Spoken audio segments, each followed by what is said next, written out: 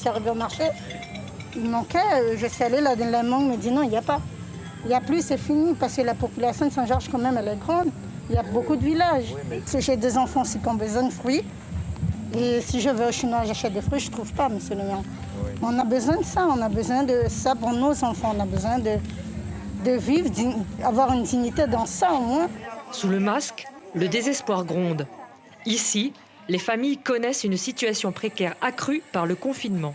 Il y a le nécessaire pour prendre soin de nous, mais il manque des choses pour les gens ici à Saint-Georges, comme par exemple le gaz. Beaucoup de familles ont manque de gaz ici, il n'y a pas, on va au Chinois.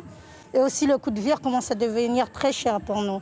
Et ce n'est pas toutes les familles qui ont les conditions de subvenir à tous ces besoins ici. Situé en zone inondable, excentré du bourg de Saint-Georges, le quartier est un secteur sensible.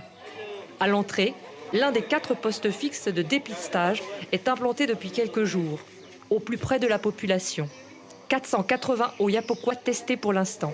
On a commencé à faire des prélèvements systématiques, le plus massif qu'on arrive à faire pour le moment, c'est-à-dire à dépister les gens qui sont symptomatiques bien sûr, et les gens asymptomatiques aussi, pour essayer d'avoir une cartographie un petit peu épidémiologique de la situation à Saint-Georges.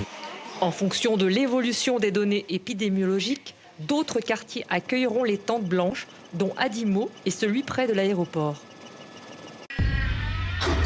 Suivez